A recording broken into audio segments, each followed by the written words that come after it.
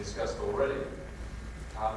But generally, the general theme that we've been trying to follow, and maybe addressing it from a number of unfamiliar directions, is really the question of inelasticity when you get down to very small scales.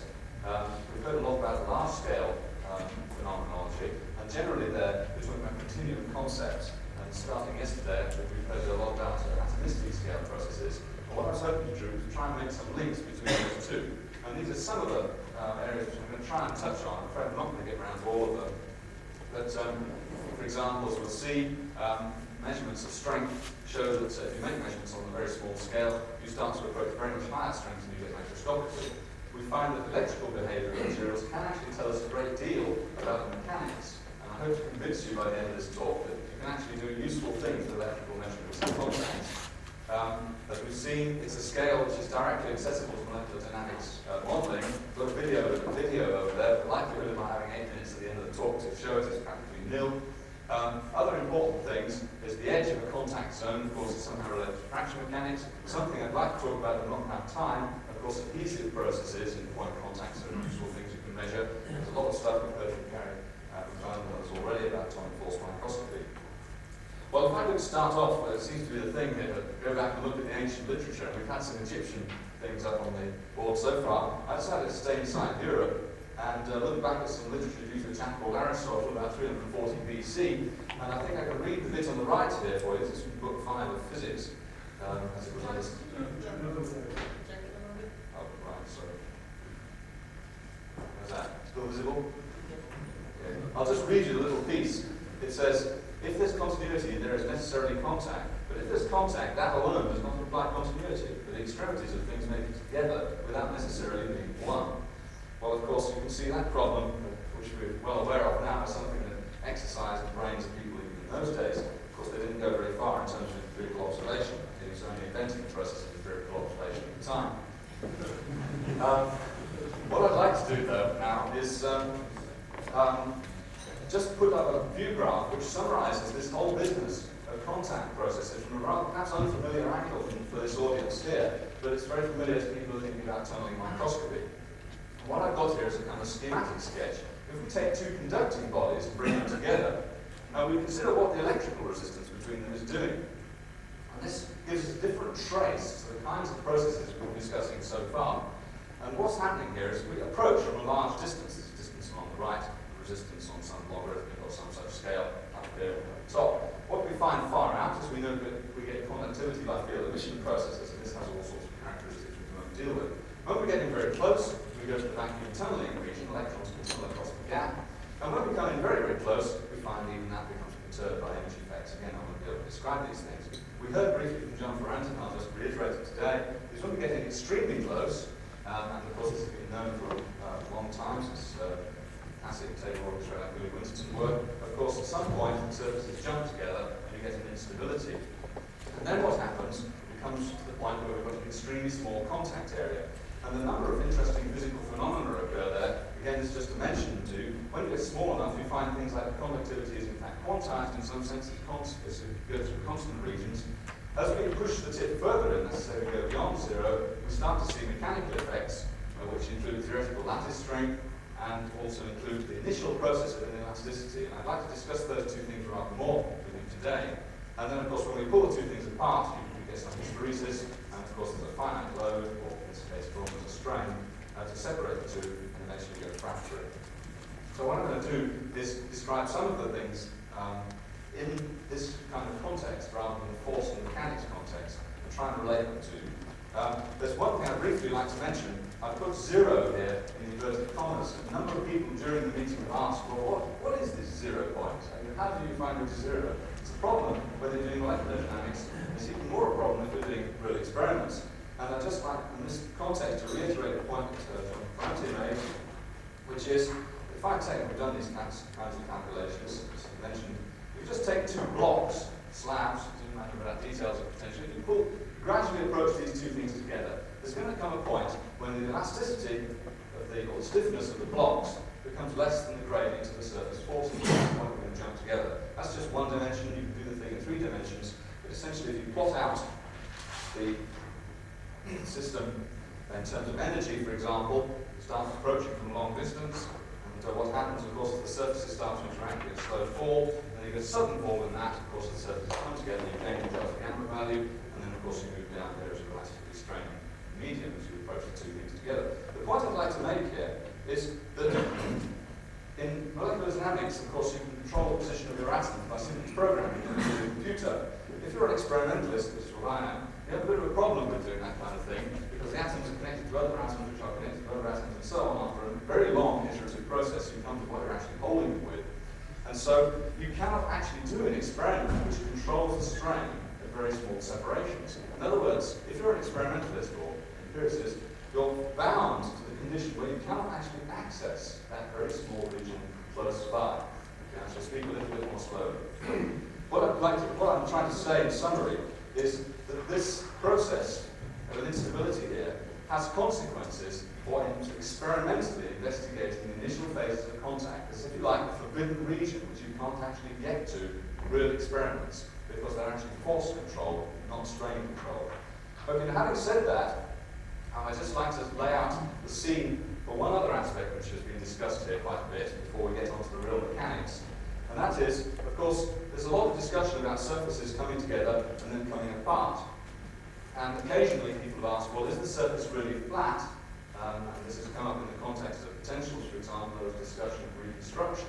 What I'd just like to point out is that there's no reason to suppose that when you take a surface apart and then put it back together again, that even ignoring the actual separation process itself, there's no reason to suppose the surface retains its geometry. And I'd just like to take one example using tunneling microscopy, which shows you this point rather clearly from some work we've been doing recently. It concerns the silicon surface. The details and reasons why we studied it don't matter here, but it's actually a 113 face. Okay? And if you do a ball and stick model of the thing, when you just cut off a perfect plane in this surface, it looks something like that.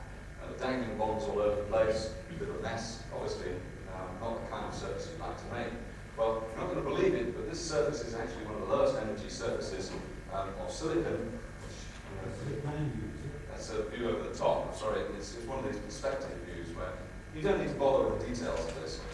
But what happens if you actually look at that surface, far from looking like that, if you just expose it to air, it's well known to people in surface physics, it actually looks something like that. Okay? You get major rearrangements of the atoms on the surface, and in case you can actually believe that, I've got here an STM image which shows these things. It's actually a very large area view. Okay? And these little like ladder structures running along the thing are actually reconstructed superlattice on the surface, which are 3 atomic periods that way, 2 that way. Again, the details don't really matter. The point I'd like to make to you is that this surface, right, is actually perfectly truncated surface, but it's just opened up into really quite a large unit cell, 12, 14 angstroms across. And more than that, the reason why it does that is to do with rehybridization of dangling bonds. And the point I'd like to make is that if I take this surface, it's stable when I'm keeping it with just silicon on the surface. But if I add hydrogen to that surface, and we've done this experiment now, in fact what happens, the whole business is to do with these green bonds down here, details again don't matter. The whole stability of that surface is drastically affected by just having an extra hydrogen atom sitting on the dangling bonds. If you take this clean surface in vacuum, add hydrogen to it, you get quite substantial migration of atoms across the surface trying to find a new stable structure. So that merely exposing a surface to, say, 10 to the minus 7 torr of hydrogen has really radical effects on the surface morphology and when you start to think on the atomic scale. I think it's something we need to keep in mind when thinking about the process of separation and rejoining surfaces when we start to worry about the atomic scale. Okay, right, well I think... yes, that's right, yes it is. Yeah, you're right, it doesn't happen molecular. That's silicon. That's silicon. But I didn't really want to get into that. The point I wanted to make was that on relatively simple and straightforward surfaces, chemical effects can be more than just to do with bonding. They can actually cause mass transport around on the surface, which can be really quite large areas, which will give you things which are at least as drastic as atomic steps in your structure. Okay, well, having said all that, I think I need now to go on and talk about some real mechanics. And at this point, so we now shift back, we'll shift back now away from that kind of fancy electronic type stuff, to talking about real materials, or something near to real materials, and what happens there with their mechanical response. And the first thing I'd like to put up, which I think summarizes a lot of the questions that concern mechanical properties as a function of scale. Here we have a logarithmic depth scale, and what we're plotting here is the hardness that we measured of a sample of electropolished nickel over about 4 or 5 orders of magnitude of the depth of penetration of the indenter. And until 15, 20 years ago, you would have cut this thing off here, and there was a whole industry involved in trying to fit the initial curve there, the size effect of indentation. I don't want to get into that. It's a relatively weak effect by comparison to what happens if you go close into the surface. That is to say, the apparent hardness, which of course is that magic brown tone needed in classical friction ideas, actually rises very, very abruptly as the scale approaches the sort of 1,000 angstrom or so scale on which the deformation is occurring. And this is as a result, you need to think carefully about what the actual values of plastic properties of materials are you're actually looking at. I'd like to spend a little time now describing how that's actually measured, some of the measurements we've made. Slower. Still slower. Okay. Okay, well, I'll briefly describe then the principle of an apparatus we've been using to actually investigate this business. Essentially, what you do is you take a diamond tip, well known to many people here, you take a diamond tip and you apply a force to this thing and you measure the displacement of the tip as it goes into the surface. Now, you have to remember, of course, that it's displacement measured at a point far away from the tip, but for the first scale of measurements that I'm going to describe, that doesn't really matter. And when you do this kind of experiment, what you essentially get out of it is a plot of applied load versus displacement, and it shows two essential characteristics. First of all, as you're loading up here, you have some curve or other, which is somehow related to the material and the tip shape maybe. And then what happens when you unload, you have some elastic relaxation. And again, probably other people covered this, you can, in other words, here observe both plastic and elastic processes in the same single indentation process. Because what's happening here in the reverse, you see that the displacement is decreasing, the tip is being pushed back out by the stored elastic stresses underneath. And from the slope of this curve, you can say various things about the elastic properties. The point I'd like to make here, which is really why the technique is important, is that we have this separation between total depth and the elastic portion of the depth of penetration that we've made. And the important parameter is not actually the load or the displacement, but it's actually the differential, that's to say the local slope of that curve as we're going along. Because it turns out from elastic analysis, possibly we'll come to the slides in a second, it turns out almost independent of the stress field that you're using, it turns out that the slope of that curve for elastic deformations is just the product of a reduced elastic modulus times the radius of the contact zone, A, marked there. Okay. So if you know the slope of this curve, which you know because you just measure it, okay, you just make a little, as we'll see, a little oscillation on the load, a little oscillation of the load here, you have automatically the product of the elastic modulus times the contact area. So in other words, it's an experimental method where if you know the elastic modulus, right, you can calculate the contact area, or tip shape, or whatever it is you're after, or alternatively, if you know what the tip shape is, you can find out what the elastic modulus is. So we'll assume in and after that we know what the elastic modulus of the material is. It's a reasonable sort of number, doesn't do anything too dark as we change the scale of the experiment. So in other words, by measuring the slope here, we have a secondary means of monitoring the contact area in actual experiments. I think I'd like to just look at the slides here because I've probably jumped over several of them. Send them on. Can you switch on the projector? Thank you.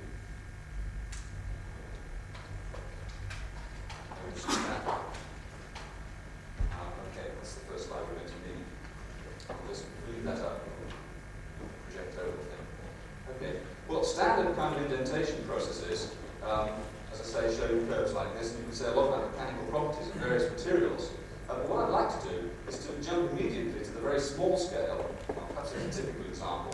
This is if we're bothering to measure hardness, and you can measure it as a function of various kinds of processes. There's a change in apparent hardness with, in this case, ion implantation process, and what you can see is as you go to the depth at which the surface is ion implanted, you see a change in hardness. It's not terribly surprising that aluminium nitride is hard than aluminium, but at the time we did that, this was a very small scale, we start to see some different and interesting processes, some of which have been referred to in the simulations so far. First, I'd like to put up some data on tungsten, which is it's quite very pure tungsten, but it has actually been mechanically polished to generate this sort of curve.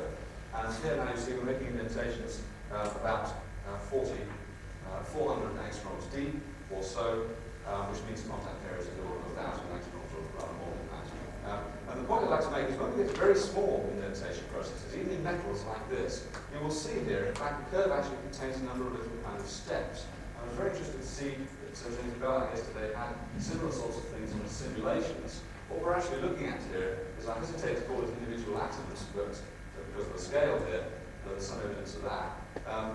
What you're looking at is a process where very small local slip systems are actually being seen discretely. So some small local slip zone is being activated. So you can actually start to resolve these individual slip processes just from the indentation process. But rather more striking than that is if I now take my sample and instead of filling it full of defects by mechanically polishing it, I electro polish it rather carefully, what I find is a curve like this. What happens here is I load up my surface and I come to some point, which is about 250 angstroms of pressure in this case, and then what happens is the surface jumps in. Okay? So actually get a pop in of the tip into the surface, and then you carry on loading up. And then when you unload, you get some cycle like this. You get the Braunlage effects, and we'll discuss those. Essentially what happens is that there's some moment at which suddenly you get extensive deformation of the material. And of course the immediate question is, what happens if you make a curve just before that point? And of course what happens is this. The answer is nothing at all. This actually contains 4 cycles of loading and unloading of the tip onto the surface. And you see, within the resolution we have here, there's essentially no reversibility. The thing is perfectly reversible, not actually generating any significant defects in the surface at all. Are there any time effects? We'll come to that. If I could now just give you an example, there are other materials that show this effect. Forgetting at the top.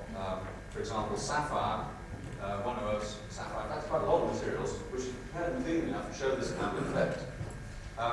Now, the point is here, the experiments of this type are saying to us, well, there should be no deformation at all there. So what we did, or rather to be more precise, what we did with Traugott Fischer's assistants was to go to the slides and show you just a couple of TDM micrographs. The thing about microscopy, seeing is believing. You never believe something until you've actually seen it in the micrograph. That's why STM is so successful. Is that what we did here was made a whole series of indentations in alumina, and then thinned the sample from the back. And then after a fantastic amount of effort, I finally managed to image and find the indentations, which is not trivial. And then afterwards imaged them. We made a row of indentations along here, which were actually very large ones, extreme plasticity inside them. And along here, running up there, was a row of smaller indentations.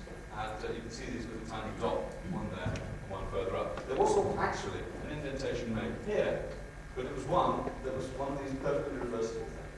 So in other words, what the TDM is telling you is if you get an indentation which is perfectly reversible, you don't get any strain in the lattice at the time, which gives you contrast.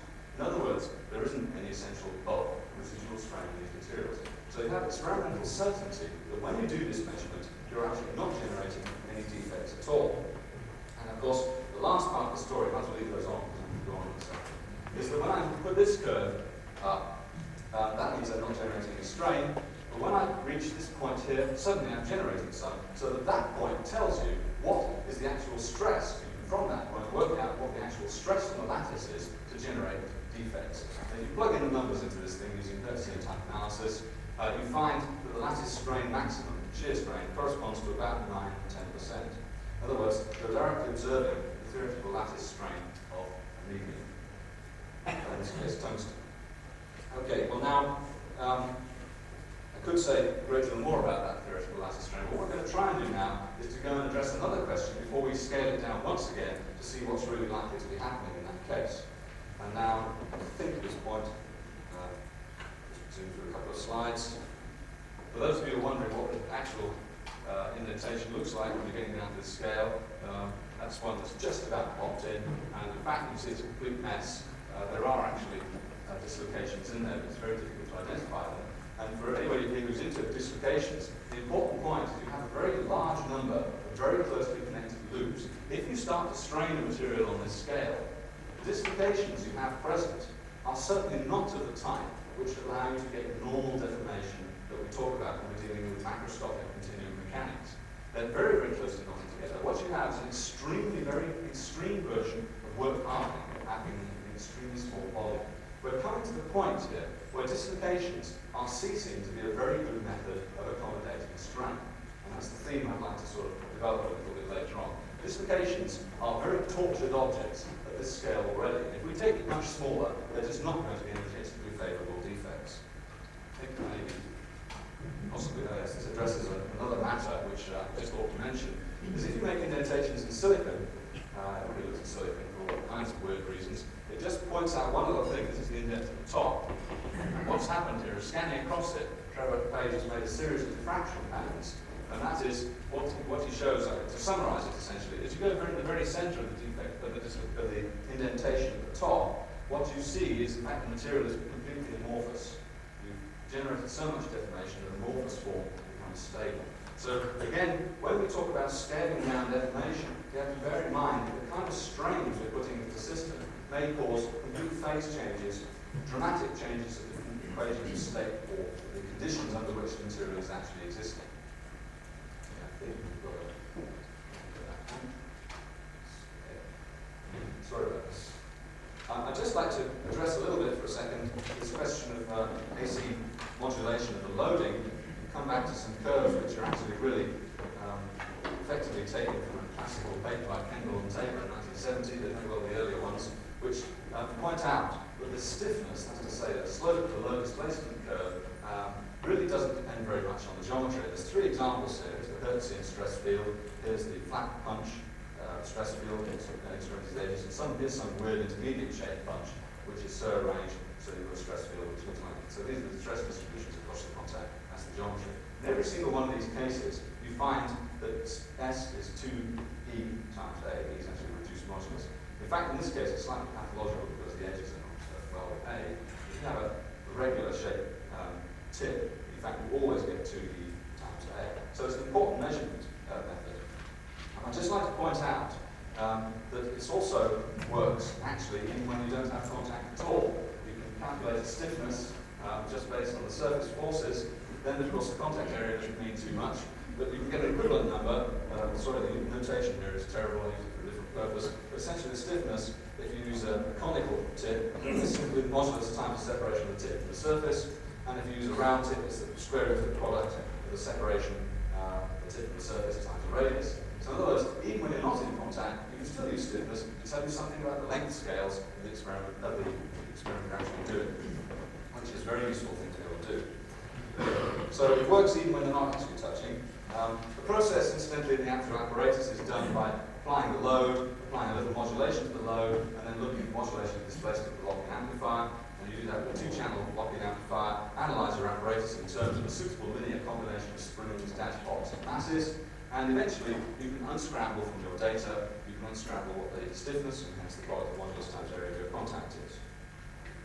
Okay, I'm going to skip over a bit of data here because I want to get on to the important points. The first thing is, why would you want to bother to do this? Because if you know what the tip shape is, well, you don't actually, but supposing you did, then you wouldn't need to bother with this measurement. Well, obviously the tip shape is a useful thing, but there's a secondary reason which is much more important when we actually come to do experiments on the really small scale, which is what we're driving at now. If we compare, start out here, if we just look at two measurements, say an indentation in electropolished copper, not a very interesting process, well understood, well, that's perhaps a contradiction in terms, but essentially it's something which is reasonably well understood. We can load up, and then when we unload, we get relatively elastic relaxation to standard hardness indentation. If we look, instead of at displacement of the indenter, we look at the stiffness, which is just related to the contact area, we seem to see a very similar relationship. The details of the differences don't matter here. But the important point about an AC measurement is that it's made at frequencies of typically 100 Hz or something. As a result, the measurement is made in a matter of a few milliseconds, essentially, and as a result, you're immune to thermal drifts. One of the big problems with making measurements on this scale is that if you want to resolve something on the angstrom scale, you have a big problem in in ensuring your apparatus remains stable on that scale. So differential methods have big advantages here.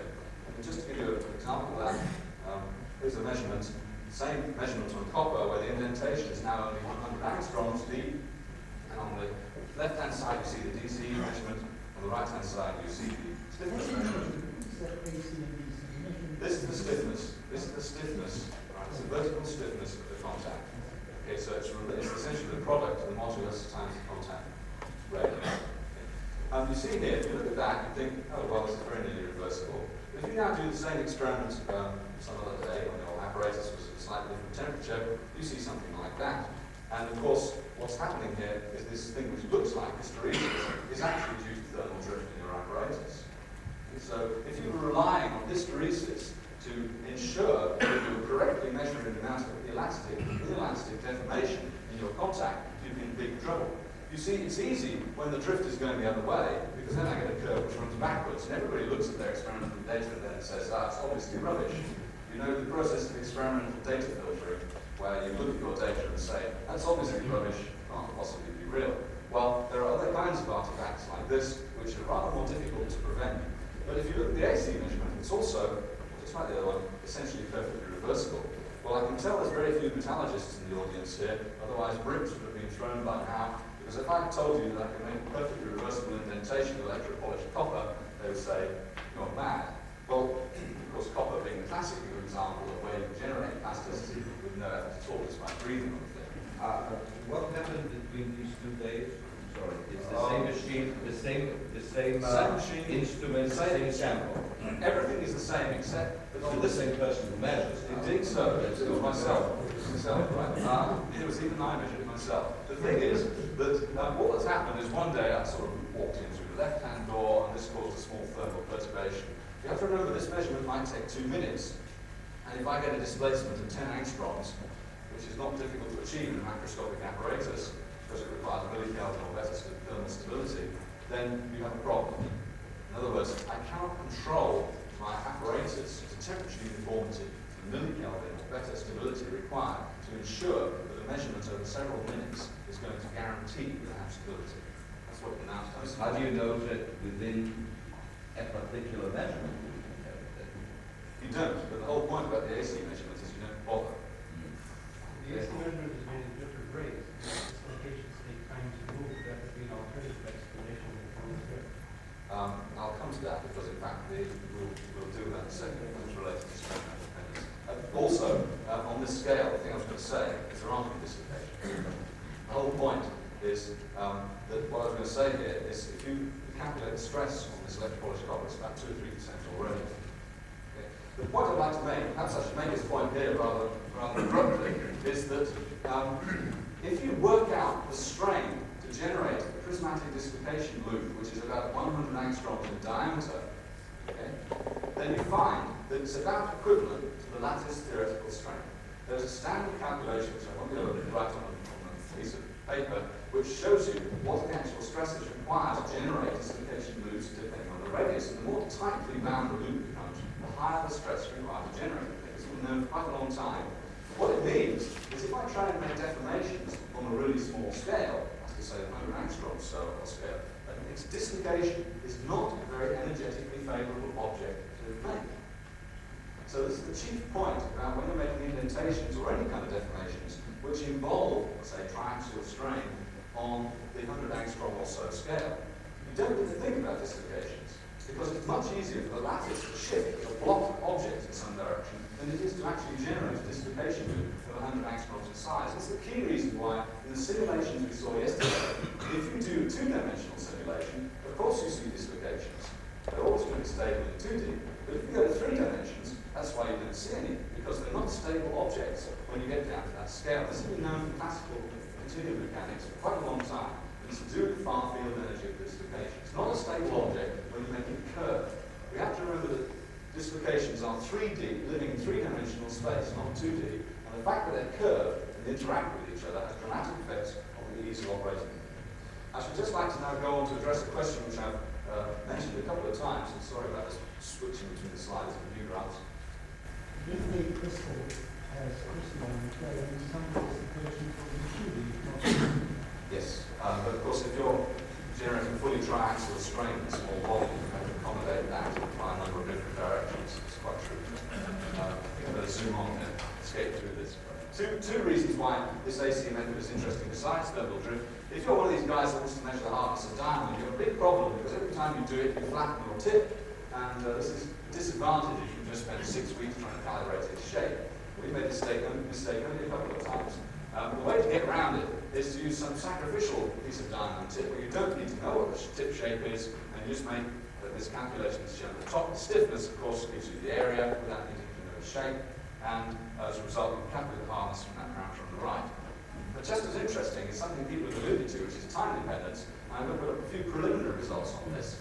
Is if we now have a stiffness measurement, of course, we can follow the evolution of the stresses and the strains in the system with time without needing to worry about thermal drifts. Now, I'm going to be dealing with slow strain rates here. Obviously, we're talking about experiments which are more commonly called creep.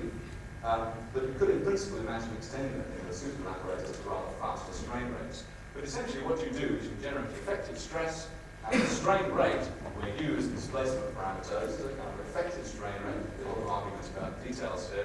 But essentially what it allows you to do is plot stress against strain rate. This is one of those things that people involved in creep do quite a lot, and they generate lots of indices. I'll just give you a couple of bits of data here. This is indentation of polycrystalline tin. On the left-hand side, you see the indentation test going up, loading curve and unloading. Then what we do is we step unload, we make a jump load to 25%. So we remove 3/4 of the load and just wait and see what happens on that process. And what you see on the right is the stiffness, which is essentially the contact area, monitored as a function of time. And at a pointer, I can show you the central region here, we're sitting under load, and you can see that the stiffness in the contact area is steadily increasing, and you have at the top there a curve at the type you can fit. When you unload the thing, you get another kind of creep process. Again, the details I don't want to go into very much. Another example of the same kind of thing. This is tungsten, and here you can see what's happened on the left-hand side. We've got massive thermal drift, which is going backwards. So if you're trying to measure this kind of strain from DC measurements, you'd be completely stuffed. But you can see on the right-hand side that the stiffness measurement is showing similar things. When I load up here, I get some continuation of movement of the tip into the surface as a function of time. So I can take these little curves here, and I can plot them up, plot up strain rate, effective stress against strain rate. And now this is where I got a great surprise. I'm still not sure if I believe it. I'll mention why in a second. Because what you find is these indices are amazingly similar to the ones you find from rock materials, even though some of these indentations and some other ones here are on sort of 100 angstrom or so scale. In other words, what it's telling us is that deformation processes in this microscale creep, we want to call it creep, is actually very similar to what's happening in macroscopic scale creep. So the suggestion is there's some process of deformation going on there, which is actually very similar in the two cases. Can we make a connection? And I think at this point, I'd probably better jump now to a little bit of molecular dynamics simulations that we've been doing. I'm not going to show the video, I'll show that later, but just show you a selection of slides to try and explain this process. Okay. If we go on now, what we've done here is we've heard a lot about MD simulations, and I won't say anything about this other than to point out because this is actually a finished nuclear potential which has got a long-range tail on it, so we're like advanced forces. The red are iridium atoms, and the blue are atoms of lead. This thing's done at about room temperature or so. And then really, I don't want to say anything about the actual geometries. There's other refinements in here which are different from what's been discussed earlier, but they're not important. What I just want to run through is a series of still frames of this thing approaching the surface, just to show you a couple of things. One is, here we are somewhere away from the surface. You can see this periodic boundary conditions in Z direction, incidentally. This is another tip down below here. We don't want to do well on that. As we approach this thing in sequence, on backwards. Okay. What you can see is the surface pulling upwards has been seen before, and eventually, as we go on, the two come together. That's the basis of gravitational instability in 3 dimensions. You're always going to find one atom which will want to jump up. I'm sure everyone else has seen this kind of thing. But the important point is you probably can't see it, but those atoms of lead actually diffused a bit down the iridium tip. If I go on one further, okay, and this is the tip starting to penetrate into the surface. The point I'd like to make, I'm going to show you more. That's the last one. Okay, that's the last one. The point I'd like to make was much better made by, I guess today, when he showed us those simulations. If you look at the three-dimensional indentation process, what's actually happening is you've got virtually no, or in his simulation, much clearer than this, you've got very little deformation out here. What happens is nearly all the deformation is occurring within one or two atomic layers of the actually indented tip. And what I think is happening here is related to these creep things that we've been seeing, which is to say that the whole process of deformation on this scale essentially involves diffusion of point defects. We had this point raised earlier on. Dislocations are not the right kind of devices to think of for generating mass transport on this kind of scale. And they're energetically unfavorable objects for doing that. They're fine when we do large-scale microscopic processes, or when we have a two-dimensional process such as cutting. But when we're making a little indentation of a single asperity like this, we'd really be rather better off trying to think about the process of indentation as one actually involving diffusive flow of a small number of atoms around the tip there. I think that's really all I want to say about that. It seems to fit, barring obviously uncertainties we have, with the general idea we're getting from the experimental data. To answer your question, really, if you sit on a tip on a surface, yes, there is a time-dependent effect. It's been known for a long time in hardness, of course, it's classical work. I think so very unstable, for example, in the 60s on this. It doesn't change when you get down to the very small scale. When you get down to the atomic scale, that's still an important method of deformation, time-dependent deformation. What we'd like to also add is it's an important method of generating plasticity anyway. Remember in these systems that the strains on the lattices are much larger than anything you have in normal microscopic indentation. I think I've got a back all around something like that, so what I'm going to do is not say a great deal more about that. I think I'm in my slides, at least know. Yeah, I think so. Let's switch those off for a short while. There's lots of other things you can say about the simulations. I have here a couple of view graphs. If you arrange for the strain of the thing, of course, to have a two-dimensional element, that's to say you put some shear on it, then of course you can see defects. Here's one where I'm sorry about this, primitive stuff before SCRC kindly gave us our visualization computer a couple of months ago. That's why most of the work's been done on sort of dots like this, which is not very, it's not very seeing as believing. It's actually a 3D simulation working on one of our axes. The important point is if you have to take a periodic structure like this with the right number of atoms, you get a stacking force for the boundary. As a result, you get a big strain on lattice C. You can see that. The strain is the order, as I said, light emissions in the order of 10% or so. One of the interesting things about this, of course, is the shear component here. And eventually what we found is you can actually get a dislocation nucleator or starting up here. It propagates across. And in this picture, those who are very good at missing planes will be able to see that there's actually an extended object running up here, which is glide and climb. Incidentally, dislocation motion isn't just a matter of glide, or also climb. Then it's actually running across here. And that is, in this particular case, because the stress that's actually doing it is purely two-dimensional, is actually generating a dislocation line. But on the whole, in these things, just like the other simulations have shown, you don't see anything. The very early attempt we did at the simulation produced this kind of thing, which you've all seen before. When you pull the two things apart, you do get some atoms on the surface, which was shown very nicely. Okay, well now what I want to do is to shift on a little bit to other matters, because so far I've said a lot about the kind of deformation mechanisms you might occur and the kind of surface geometries you might get, but I haven't said anything yet about actually sliding. And what I wanted to do is to choose one or two slightly odd examples out of sliding experiments that we've made to illustrate that you can actually still make some useful measurements about the sliding process on this very fine scale. And I'd like to start with one which was alluded to by Granick this morning, which concerns the business of sliding of layered materials. And now, I'll make a jump here to tunneling microscopy, but the principles of what I'm going to describe are applicable to any system that we're considering. Very often, if you're doing tunneling microscopy experiments with layered compounds, you generate all kinds of pictures, and you can get pictures which are lattices like this. You can find ones with rather curious elongated shapes. You can find ones with curious spirals. But they all have one or two important features in common, which I'd like to put up for you here. What we're doing now, remember, is we're taking a tip, a small area contact tip, or just a non-contact tip, and sliding it around, as Burnham described. But if we now start looking at the kinds of materials which show this behavior, and some of the features that you see, well, the first thing is the kinds of materials tend to be layered things like charged density wave materials, graphite, selenide, 1/0 planes of ionic crystals are another nice example, and even 1/1 planes of certain metals. Again, the metallurgical people will instantly recognize these as the lowest critical resolved shear strain, the lowest shear strain planes of a material. So what we're talking about here is sliding planes, which are nice ones for shearing anyway. Obviously, in the case of graphite, it's very clear cut. The images you see show some important features which made us very suspicious in the mid-80s when we first looked at this. First of all, the images are very regular and periodic. I showed you some tunnel microscopy images of silicon which have all kinds of weird defects and phase boundaries in them, and people involved in surface science know that this is likely to be the real structure. But if you look at things like that, you start to think, well, that's interesting, why are there no defects? Other things, non-periodic features that you do see tend to be resolved blurred. Those of you who look at the front cover of Nature will see some famous examples of this for molecules of graphite. I don't dwell on that. And the fourth point is that you find see some rather crazy amplitudes in some microscope pictures.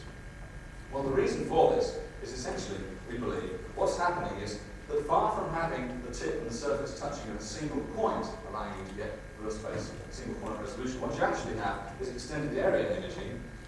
That's to say, you've got a tip running over a surface like that. What we have is exactly what we're considering in this meeting, which is a tip or some surface sliding over another. What's happening is we're looking at the electrical behavior of that junction as we actually slide it. And what you're really seeing is, if you've only got a few atoms, you can imagine, I'll do with my hands, if you slide them over each other, then from an electron's point of view, very simplistically, they're going to be transparent once per lattice parameter. So if all I'm doing is measuring the current as a function of sliding, I'll see a change in conductivity once per lattice parameter. And that's, of course, exactly what these images are showing. So in other words, it's very similar to what TDM people knew about a long time ago, which is you get wiring type of effects which enhance your apparent resolution. But it's important to remember that it's not real space resolution. We're looking at periodic structure, one particular Fourier component. Well, to test this, one thing we did was to actually stick a sample into our indenting system I described earlier on, and make a contact which we knew from the contact mechanics was about 1600 angstroms across. So that's independent electrical measurements. And we put this onto graphite and then proceeded to scan, and lo and behold, we found pictures like that, where the spacing between each P maximum is the classical 1.6 or 1.8 angstrom, whatever it is. Well, this point, of course, was developed with very elegantly by later on by Richard Colton, who's here, to not do justice to his work by putting it as a view graph. If you take those planes and you slide them at different angles, as to say what I'm doing now is instead of sliding like that, I'm sliding like this, and you do a proper calculation, or reasonably proper calculation, probably hesitate to call it an ab initio, a simple calculation perhaps, guess what kinds of images you get. Here is the image you get in the simulation when everything's perfectly lined up. Here's an experimental piece of data. And then if you tilt the thing around by about 40 degrees, you find instead of these spots, you find kind of spiraling objects. And if you're of a slightly suspicious turn of mind, you might say, well, it looked rather like the DNA that you see on certain pictures. But I won't say more on that. What I would like to say is you can actually do something quantitative with this. This is not just a kind of curiosity connected with imaging. It's something we may actually be able to use usefully for studies in friction. If we now try and make a little model of what's actually happening here, well, we have kind of problems. But supposing we decide that the region that's actually deforming, let me go back to this new graph here first, we've got to decide, first of all, where is the sliding actually occurring? Well, it doesn't really matter, so long as it's occurring somewhere within, if it's the graphite, or whatever layer material is, it's occurring somewhere in there. The argument I'm about to make isn't actually affected by, to first order, where the actual sliding is occurring, though I can see, from the point of view of this meeting, that's actually a critical question. But let's suppose we've got a clean, hard tip of some kind, touching on a soft, layered material of some kind, which allows us to ensure that we can shear along the planes. Well, what we can do is consider that some little sheared zone, drawn in red there, right, actually resembles a grain boundary. That's just supposing the shear process, I know it's not like this, but supposing the shear process is entirely localized at that point. Okay, the lattice strain, shear strain, is entirely enclosed there. We could consider that maybe what we're looking at is something like that, and let's make another conceptual leap and say it's like a grain boundary. Now, the reason I'm doing that is that nobody knows anything about what the electrical resistance of a lattice is when you distort it to these large values. Because, of course, there's very few experiments where you can generate shears of the order of several percent, which are needed in this particular case. In fact, the only place where there's reliable measurements so far of electrical resistance in systems which have large local strains is, in fact, the grain boundaries. And even those are not trivial measurements to make. So what we did is we said the contrast, if you like to call it that, it's a microscope now, is one where we have a certain conductivity through when the planes are perfectly lined up, and then we have a different conductivity through, which occurs because we've got an additional resistance from a little sheet like a grain boundary in the gap. Now, having got that, you can plug in some numbers, and depending on which model you assume for the resistance at the junction, you can actually calculate a contrast. And the interesting thing is if you use the Maxwell formula for resistance here, and you plug in a sort of number for grain boundary resistance increase, put in the numbers you find, you get about a 10% contrast for a contact area of 1600 angstroms. And surprisingly enough, that's about what the value is on those pictures I showed you earlier on. If you change to ballistic conduction through here, we don't need to go into the details. One of the interesting things that happens is that contrast becomes independent of the contact area. And that's very important because it means if you kick your machine and change the contact area, it doesn't change the contrast of your image. And that's one of the important features about these processes, is that you find that the image you get, in other words, this periodic structure you're seeing, is in fact not as sensitive as you might expect it to be if it was just a single atomic point. Okay, I think I've said enough about that process there. I'd like to draw some general points out of it before going on to the kind of crazy stuff I've got at the end here. The first thing is something, I'm afraid I don't have a few graphs on this, but it was alluded to by Gary McClellan, which is that if you think about this electrical resistance may actually be some device we can use to decide what the mechanism of deformation is in that shearing zone. Remember, when we slide these two things over each other, we haven't said anything about how they actually get past. They all jump past in a great block. Perhaps a dislocation, like a carpet rug, comes along here and passes through. Or perhaps, even more likely, I begin to wonder if this isn't the case, looking at some of the work that's been done here. Maybe what we've actually got is every single atom is executing some kind of stick-slip motion and they just happen to be coherent.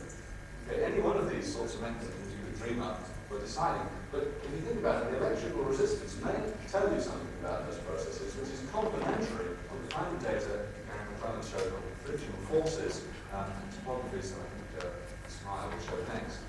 Deciding what's actually happening when we move the tip over the surface. If you had a dislocation passing through here, for example, you might expect a sinusoidal variation of the resistance. If you had some block stick-slip shear process, you might expect a rather more square-wave behavior. And I haven't got good examples here, but in fact, all these processes have actually been seen in STM images of this kind of process. So it's possible that by analysing those images and linking them through to the kinds of work Gary McClellan's described, you might actually have another handle on deciding what the actual deformation mechanism is that's generating the slip process. That's a speculation at the moment, but at least there's one potential experimental tool. One of the big problems here at this scale is actually generating experimental tools which actually tell you anything definitive. Okay. That's the first point I wanted to make. What I'd like to now finish up with is a more kind of entertainment than anything else, a couple of crazy items, which are also related to sliding, but address two completely different fields, but still where the deformation on the nanometer scale is very important. The first thing is if I take my surface, and remember I had some load displacement curves earlier on, I have a standard sort of type, and I wonder if I can lay my hands on one. Yes, this one will do. Okay. Where you load up, and various things happen when you unload, it gets an elastic relaxation.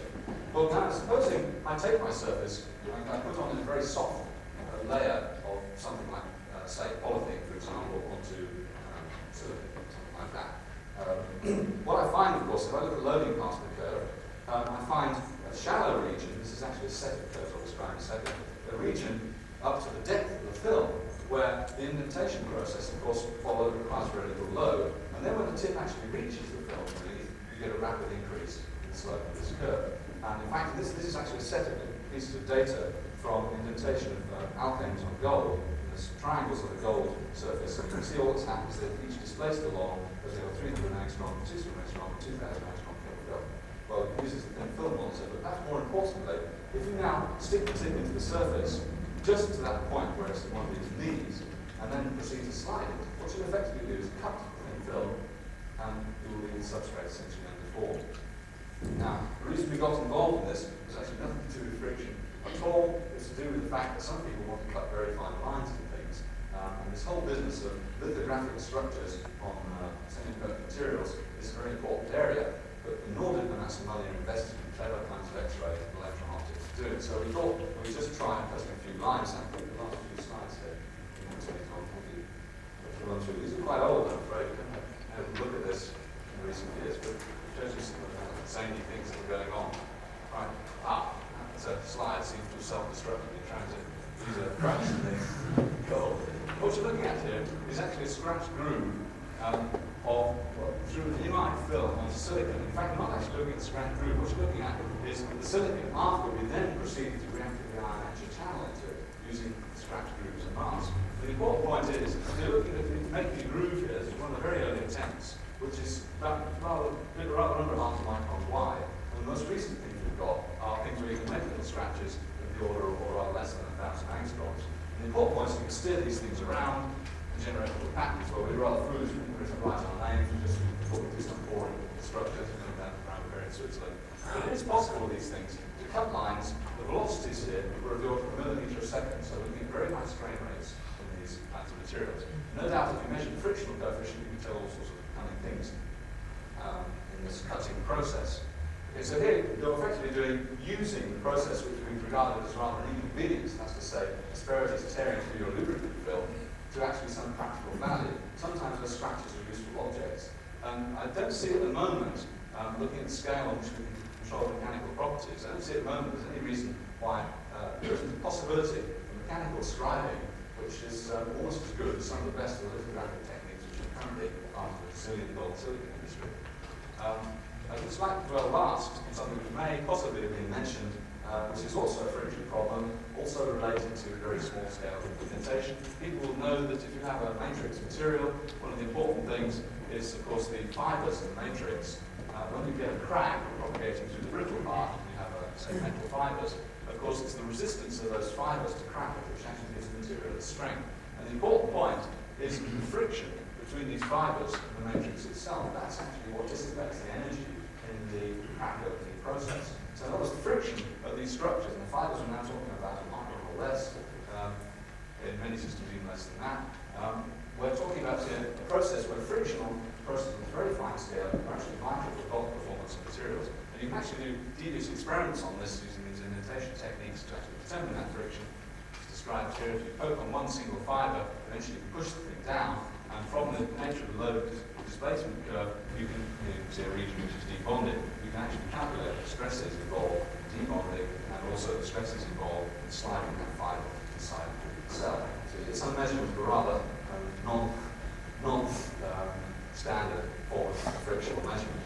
And last of all, just a slide to show you what actually happens if you push these lines. This rather large fiber. You push it in the middle, you can see that it goes down a little bit. Okay, I think I probably, yes, I definitely used my time at this point. I suppose I'd like to summarize by saying that the experimental tools you need to investigate frictional deformation processes on the, well, essentially down to the atomic scale are now all in hand. And it's not just the matter being unique to the particular geometry of something like very small areas. They're actually able to couple it through in some useful fashion to macroscopic properties. And I hope really what I've tried to do here is to show that there is actually a meeting ground between all this atomic stuff on the one side and all the stuff we're doing in the real world, macroscopic objects on the other side. Thank you very much.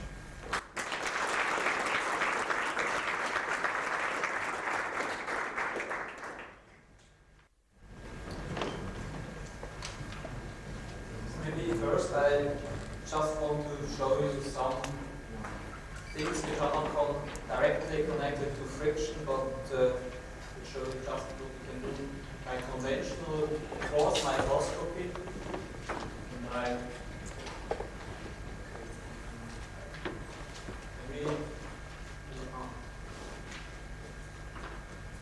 So that's what you can do at the moment with atomic force microscopy.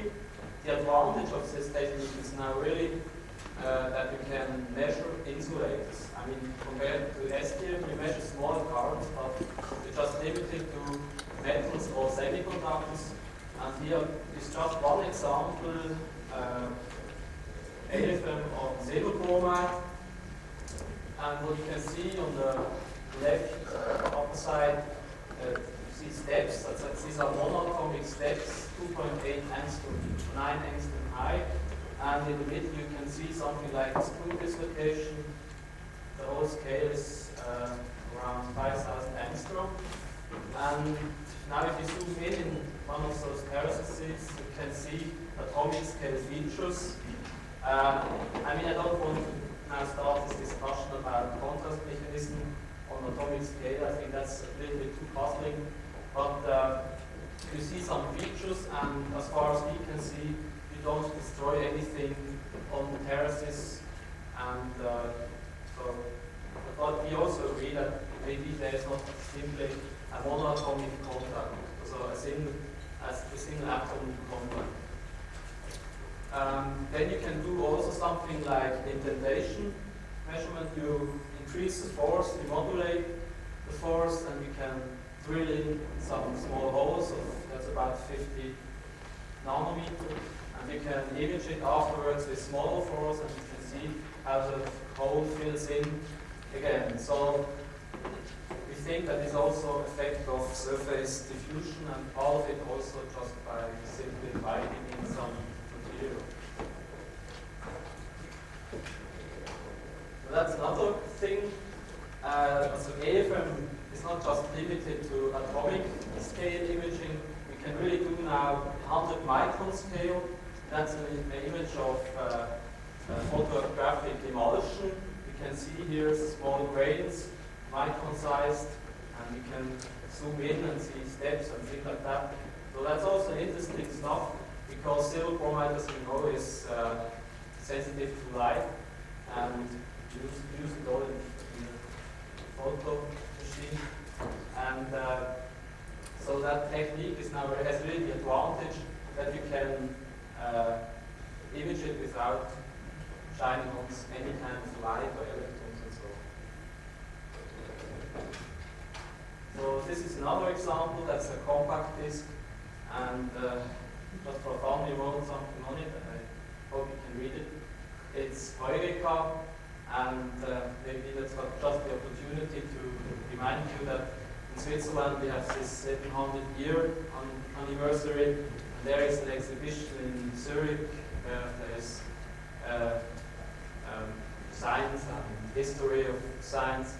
They have a nice exhibition there, and we have also running there together with Ivan Rushlik on scanning tunnel microscope, which shows you these strange things. Could you comment to this back, please? Sure. Question number one that I have is the scale. The scale, that's about, I think between the bits of the micron, we have about 1 to 2 microns. Between what? Between the holes. Ah. These are the bits of the compact disc, no?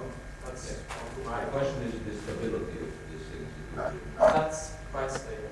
Also within hours, I mean, we can do it also image it after 1 or 2 days. But the large scale is fine to get. So it's very Room stable. temperature. At room temperature. So that's polycarbonate. It's quite a hard polymer, but you can really deform it plastically by it. Okay, that's another thing. You can image molecules. Here we have, you also can see something like orientation of molecules. This is tetrazine, and these are simply 4 benzene rings, and they stick out of the surface. You can see those images, which correspond quite well to the Pollock structure. We have other examples of such molecular crystals where they don't correspond to the Pollock structure. So that's also an interesting thing. We have still, problems with interpretation to see if you really are imaging with a monoatomic tip, but I think you can really get information out of those images, and they are very reproducible, and so I don't want to stick too much to that. And that's something I just wanted to say. I think AFM has really the potential that you can just measure something like roughness or topography on quite large scales. That's a simple aluminum foil, as you have it from the factory, and you can measure here on, that's the scale is written up there, 15 micron, and you measure the sea height, So that's 100 nanometer, and you can get something like height distribution, bearing curves, and so on. That's all easily done, and I think that's also something which maybe can be used for industrial or more applied application. But that's very simple, and you can do it with every conversion instrument. So now I really start with talk.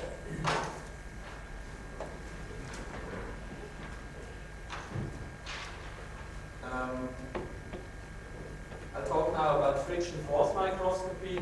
The work was performed at the University of Basel in the group of Professor Günther. There we have our main topic is really scanning probe microscopy. We're working about 20 people on it. And here we especially now concentrate on the friction force microscope. Really open it, by the way, is in the audience, so you also can contact him.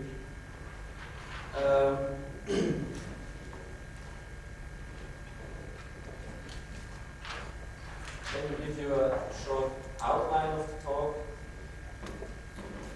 With an introduction, then talk a little bit about instrumentation, what's operation, then some application, mica, optical disc.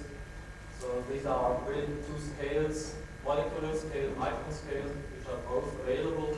Then I come to an application where we think we really got something out of it, and that's Langmuir-Blodgett film.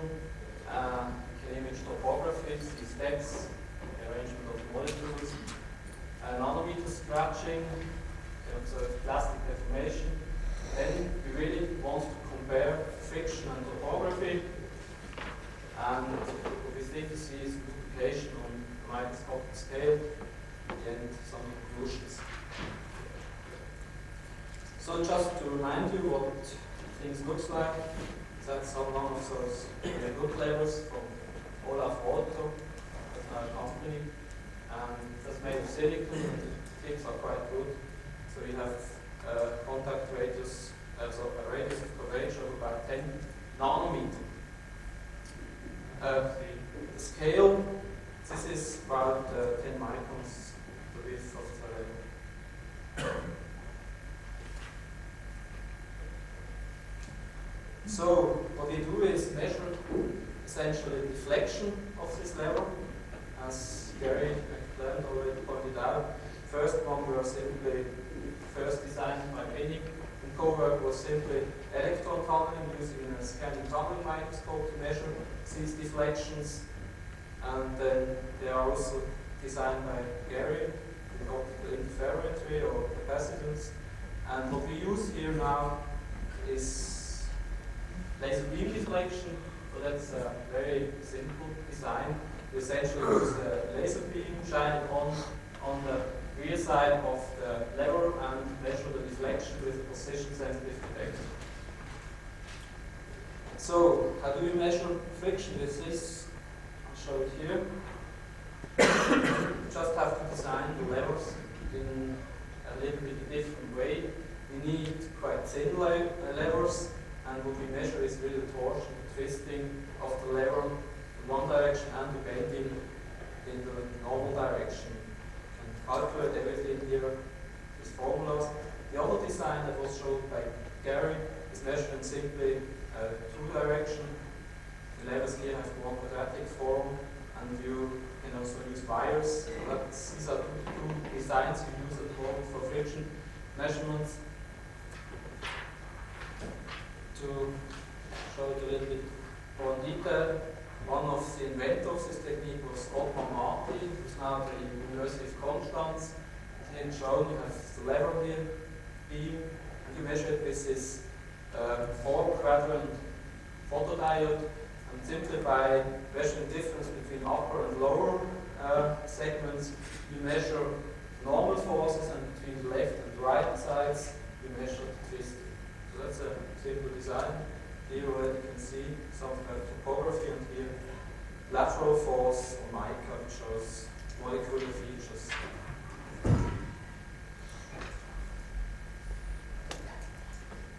Another, I think at the same time, it was also by Meyer and Granick, IBM Jordan Heights, they developed the same kind of instrument. And here's also their application shown on, you can see in UHV, and they measured topography on sodium chloride. You can see here again monatomic steps, and here left, right, in both directions. You can see an inversion of the contrast here. The steps look black here, more white. So it's really something which depends on the scan direction. That's also what the sort of information you get when you look at the loop, friction loop. So one thing I wanted also to point out here is the kind of force distance curve we typically measure. We use very soft levers below 0.1 Newton per meter. So it happens there every time that they really stand in, get into contact. And I think that this instability, you see here from 1 to 2, it snaps in the force here. This is simply displacement of the piezo, the sample piezo, it snaps in. And we think that's simply the instability of the layer itself. So we have this hysteresis. I think this dissipation, as we heard from Jacob Ismaili, is here not mainly going to the sample, but it's going simply to the lever which vibrates the shock moment. And we don't see any changes in the sample till now. So I think this has not for me that really something has changed in the sample. The main point I wanted to show here is the way we image. We try to get the lowest force as possible, still in contact, having a high resolution in contact. And that's the way we do it, is simply retracting the sample in this case, and go close to this instability, really a few nanometers away. Scale here is 10 nanonewtons, and we think that we typically have forces of around 10 to minus 80 Newton on sample where we don't have liquid films or something.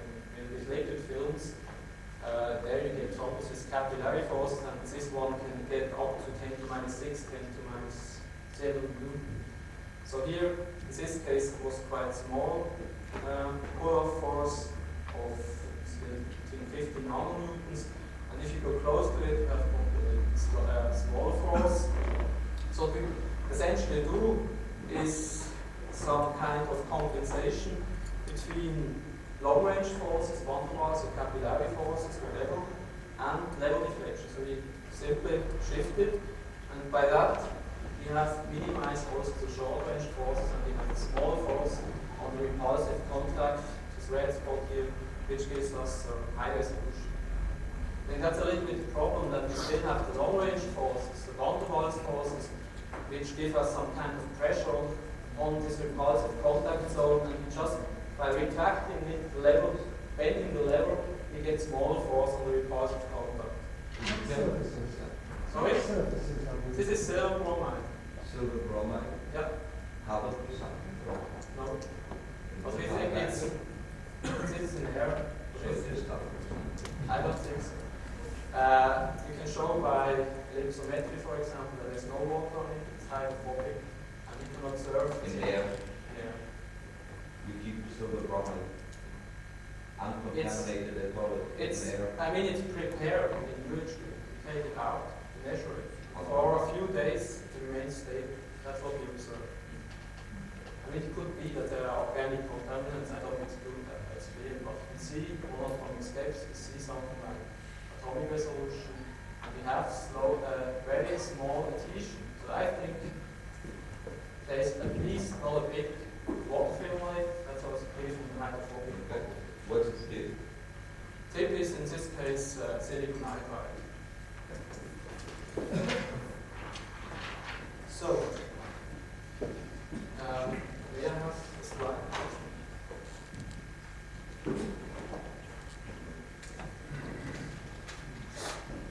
So that's such an instrument, beam deflection.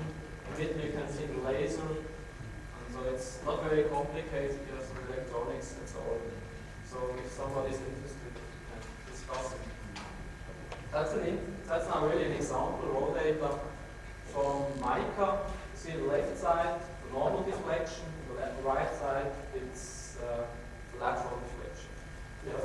In both images you have contrast, and so you can see frictional forces can be sometimes quite big on mica. In this case, not, but sometimes you can see the stick slip with higher loadings. Typical values of this friction are about 10 to minus 8 Newton with loadings of 10 to minus 7, 10 to minus 8. So that's about the size of the measurement. Maybe I just show it here. We observe this spacing 5.2 angstrom, which corresponds quite well to the structure you all know. I think it was already shown. This hexagon of silicon oxide tetrahedron. And corrugation topography are typically between 1 and 2 angstrom. They vary with tip and they vary also during the measurements. And corrugation and friction are around 10 to minus 8 Newton. I want just to show you, I don't want to discuss this too long. Shows just the performance on the molecular scale. Next thing is now the large scale imaging, magneto-optical disc. We have here tracks. Distance between tracks is 1.6 microns, height is 70 nanometers. And I just show it. You can see here the tracks. And topography is a little bit difficult to see something on top because you have the 70 nanometer depth. And so in the friction you can see further features which are also visible in topography, but which just shows you that the friction can enhance certain features in the topography. So I think it's not something specific here for the friction, but it just shows you that this came here from the left, from the left to the right. And what we see is that just at the edges, or the rising edges, the friction is enhanced. That's also displayed in this slide. Here we have the height information is simply the topography, the total information is the friction. So you can see always at the rising edge, scanning from this direction, you have high friction, and also on top of it, where you have some small hillocks, you can see some enhanced contrast. Is this stick slip in this picture? No, it's not stick slip, it's simply increased friction. So nothing which really is discontinuous. The image quite continuous. What is the material? Magneto-optical disc, I think it's also some kind of polycarbonate, so it's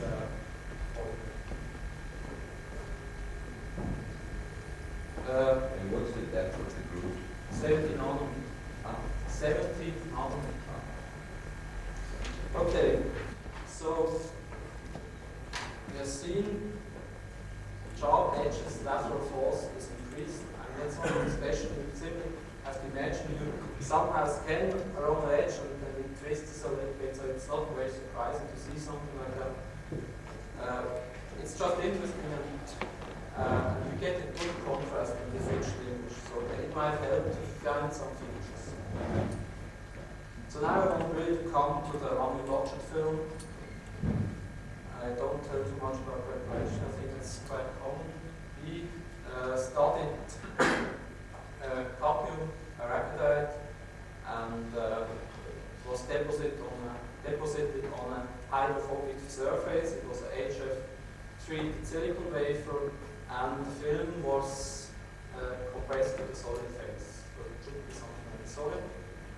We have bilayers or 4-layer systems. So the situation looks about like that. You have some molecules which stand perpendicular to the surface, bilayers, here 4 layers. Size of the molecules of the bilayer is 54 angstrom and 5 angstrom spacing between the molecules. So, maybe I show a slide first.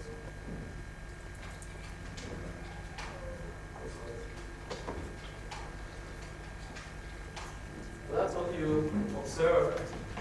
It's something quite strange. As you see, we have a certain step structure in the film.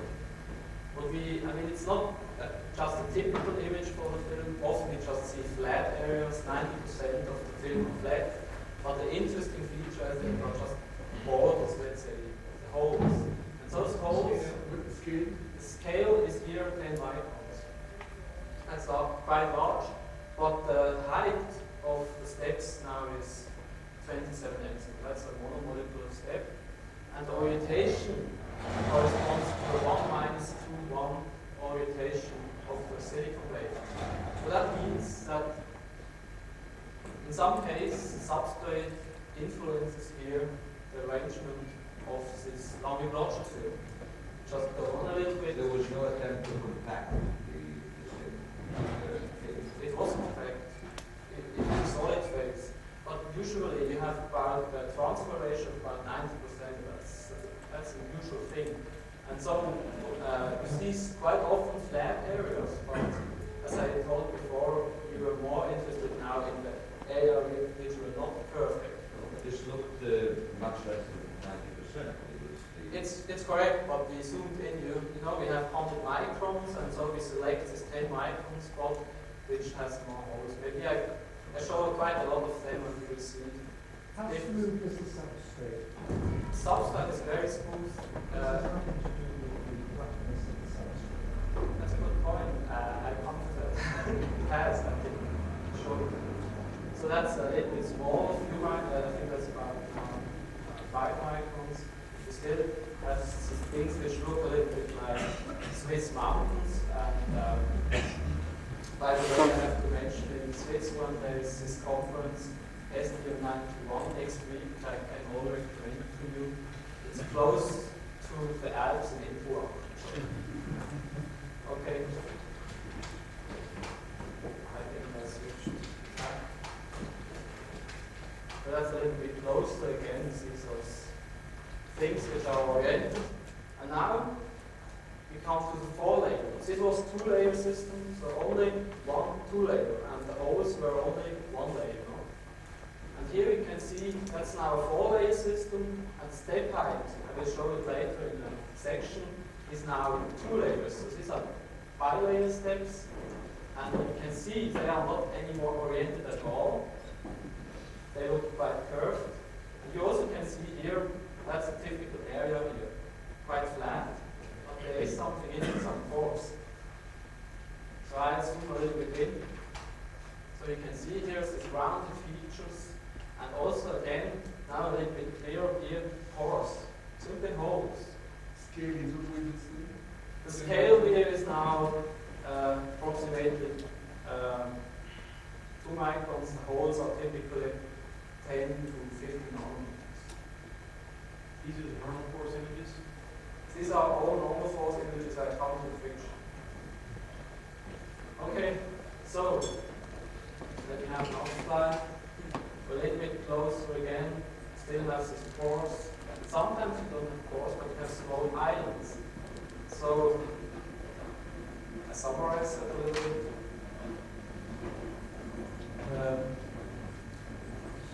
What you observe looks about like that. 2-layer film, we typically observe monomolecular steps 27 angstrom. On 4-layer steps, we typically observe bi-layer steps. So we just simple-minded thought about what does this mean, and we think that's connected to the interaction between the layers, and what we think is that the interaction between the different layers is different. So what I suggest, maybe there are also suggestions, is that the interaction between the substrate and the first layer is the strongest one. And that's mainly concluded from the fact that we rarely see the substrate. You really have to search for the substrate. So nearly everything is covered, and these holes are still covered by one monomolecular layer. I show afterwards some images where we found really the substrate, but we'll come back to that. The next thing is that this interaction between the hydrophobic part is probably the weakest, because you can see in the 4-layer films with mainly bi-layer steps, so I think this part here is the easiest one to divide. Oh.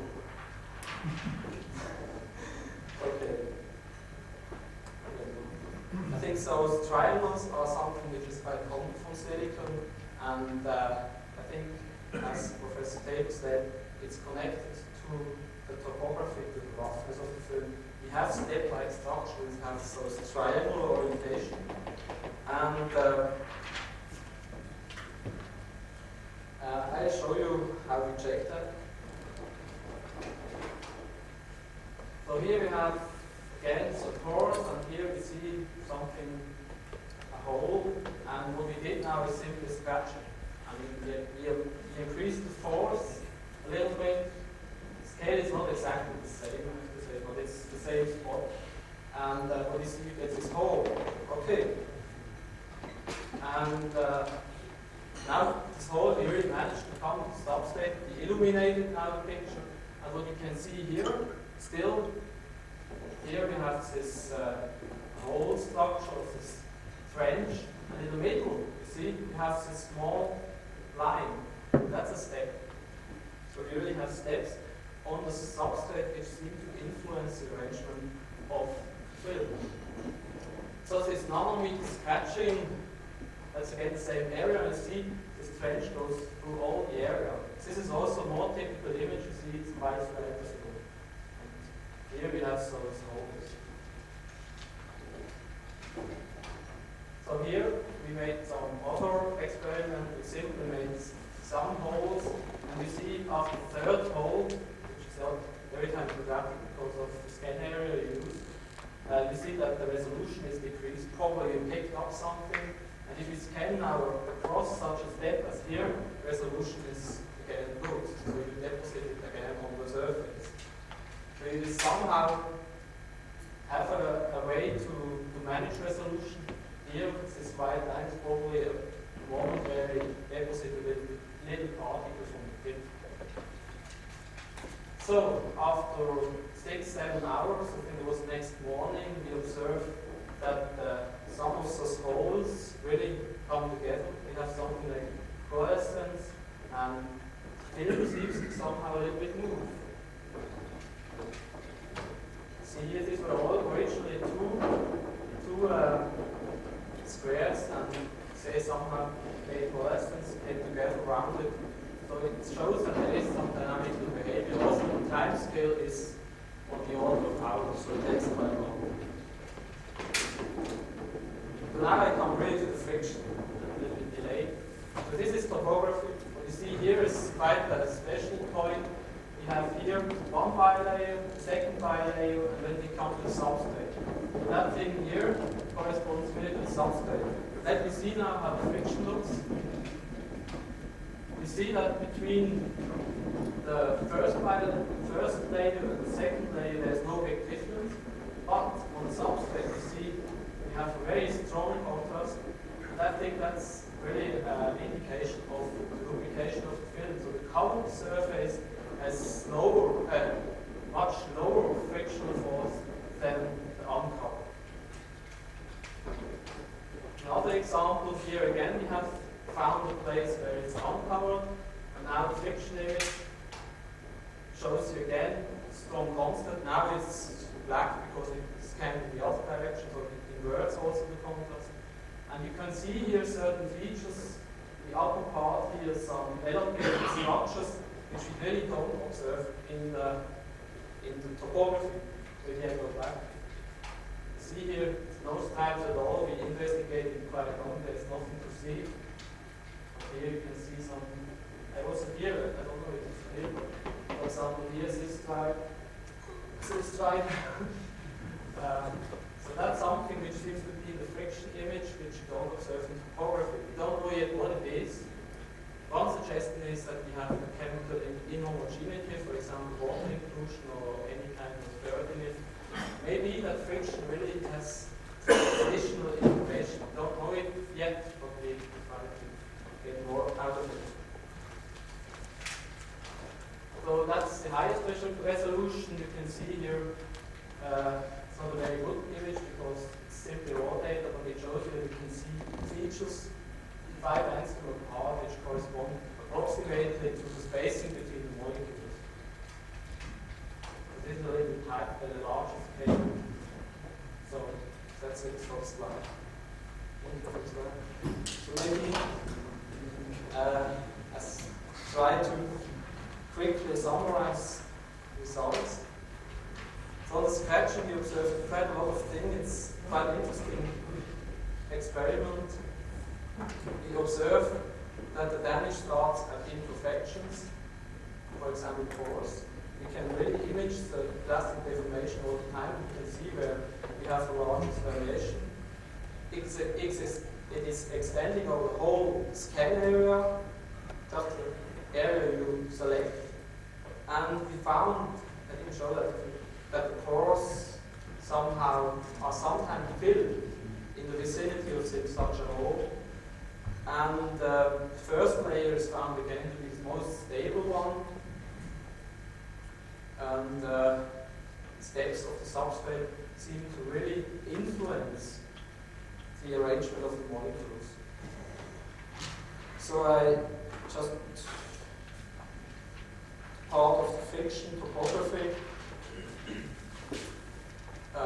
shows that on the uncovered part we find larger frictional forces. We observe something like lubrication. And show it also maybe quickly as a loop measurement. We can really see if it's in this direction. That the contrast is inversed. That's also an indication of the friction, that it's really something correlated to frictional forces. And here you can see that friction is very small on the covered surface.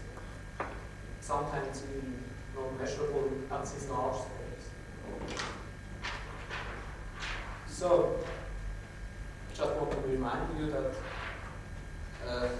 those films were measured by the surface force apparatus, and it's a little bit difficult to get quantitative results out of our measurements. What we approximately estimate is that we apply forces of the order of 100 micron to 1 gigapascal. So we think we are in this range somewhere, and we observe typically shear strength, which is reduced maybe by a factor of 10 or a little more. So I think it's not a very quantitative way, but we really get this natural information and finally come to the real conclusions. So I've just put it here. Thank you for your attention.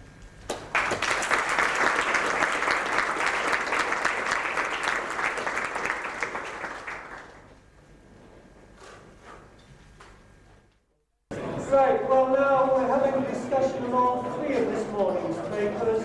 I think it might be sensible to start preferentially with questions on the last paper. So over to... In fact, on the last paper I don't have a question, but the remarks that might be useful. I think that we learned a tremendous amount from this studies, particularly of what happens, the what aspect of the probing of nature. And I think that it opens a tremendous amount of opportunities for theoreticians and others to ask the why questions.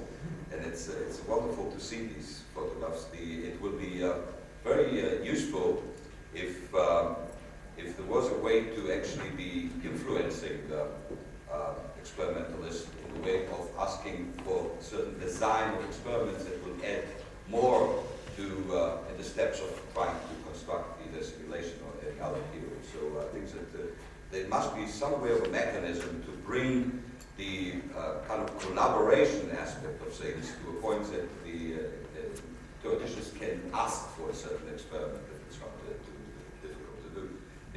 The general question of showing pictures, I must share with you in the spirit of sharing a small anecdote about the grandfather who walks in the street with his grandson.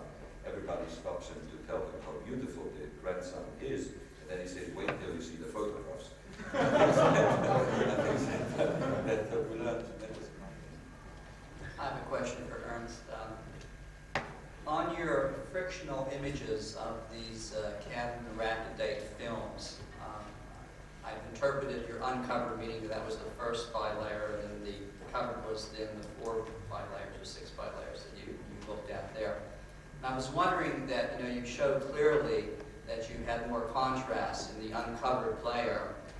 And I was thinking of some of Jacob's work that he presented, and I'm wondering if that contrast is due to the relative rigidity or stiffness of the individual layers, i.e. the one that's inherently attached to the substrate might be more rigid. The other ones, and you've shown some of this damage and the healing that goes on, are obviously more mobile, probably have less rigidity, and hence can move under this frictional force. Okay, maybe I have to as what I call uncovered is really out film. It's no left film. It's really the substrate. So I think we had difficulties to find differences, clear differences between subsequent layers. I mean, I also told that it's very difficult to find the substrate at all. It's really, I mean, it's maybe 1% of the whole scale of the image. On 100 micron we find certain spots, and on these spots you see these clear differences. It's more difficult to see differences between the layers, and up to now I couldn't really tell you we have less friction or more friction on the first, second, and so on. I think that's too early, and maybe our results are not accurate enough. But I think what we really can observe is on the substrate we have stronger frictional forces than on the covered parts of the film. So, with regard to the magneto-optical groove tracks, this reminds me about the dipstick measurements of Mate and Pollock. okay. They have dealt, I believe, with less deep grooves. Mm-hmm. The question that I have is, with your instrumentation, which I do not know all the details of sensitivity and so on. If there was a partial filling of this thing by a lubricant, that often is what is used with magneto-optical devices, would you have been able to detect that? I think this magneto-optical disc is something for us we use to calibration. I don't have very detailed information about height and so on, so I couldn't really tell you. It must be 70 nanometer, that's an approximate height, and more or less the values we find are good corresponding to what we know from the factory. So I couldn't say that we really find, let's say, that the trough is, or let's say that these holes are filled with water and we get smaller heights. And in the end, there's also the question, I think the way we image now, we probably don't see it, because we really jump in contact.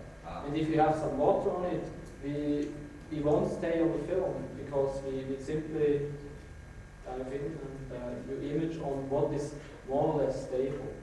I mean, also, more or less every polymer you find that it's only to a certain amount of force stable. If you apply higher forces, plastic will be falling.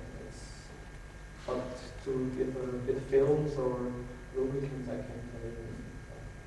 I think the dipstick is different. You have really to do, on every place, you have to do a force distance curve, see where it has the first attraction, and then pass through the film, and then the second attraction will be solid. But in principle, your device can be used for that. Could be used, but it's a question of data acquisition. Yes, Dick Polizzotti from Microscopy. Did you have an opportunity to look at the monolayer cadmium-arachidate films with the carboxylic acid bonded down, as compared to the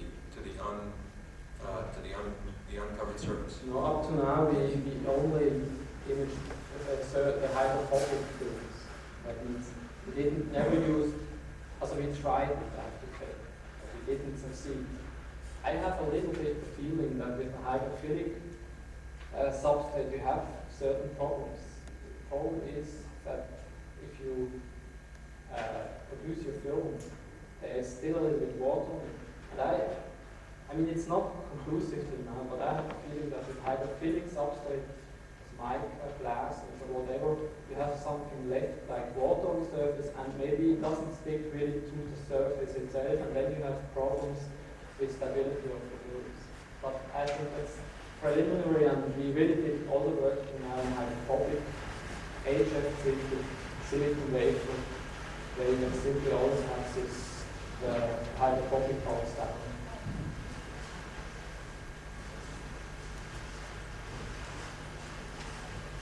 Time now, I think, to throw the general discussion open to everyone.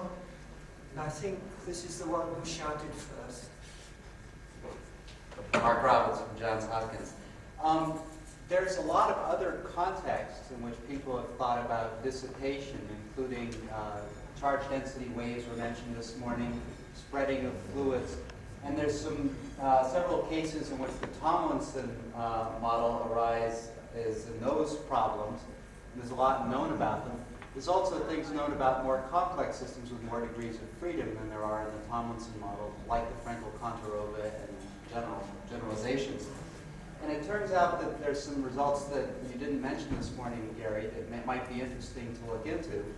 For instance, if you do constant force measurements, as opposed to constant displacement, you always find popping. That shouldn't be surprising to think of constant force as being a weak spring. The constant force always produces this pop.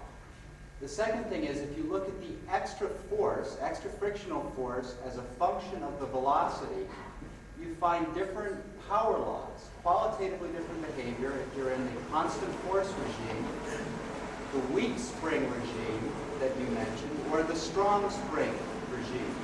And it would be interesting if one could try to get at those sort of velocity-dependent effects in the different regimes. And there's a related point that's related to John Pethica's talk, and that's that if you look at adding disorder to some of these systems, to the different layers, it's well known in these systems that even if you get massive, very complicated ground states with lots of disorder, these states remain periodic with the periodicity of the underlying lattice, just as he was showing. And there's actually some exact theorems in certain problems that show that that must be the case. If the speakers want to retort, would they perhaps like to come and use the standing microphone? No retort. You have had a turn. You have had a turn. Hi, Nancy Burnham, Professor Zetron Jülich. I have a question for John and all of you. I'm interested in this effect of hardness increasing as a function of decreasing penetration depth, and what effect that might have, or what can it tell us about force microscopy imaging mechanisms. And here I'm not worried about the deformation of the sample so much as the deformation of the tip. John showed us all sorts of nice hardness measurements as a function of depth, which shows that the hardness can increase by a factor of 4 or so for metals. Now, most of the materials we use for tips are things like silicon nitride and diamond. And at the moment, all I know about, I think I've heard that diamond already has yield stress that's very close to its theoretical lattice limit. I'm wondering if anybody has any more information on that. Have there been experiments to show that hardness increases with depth for diamond, et cetera, et cetera?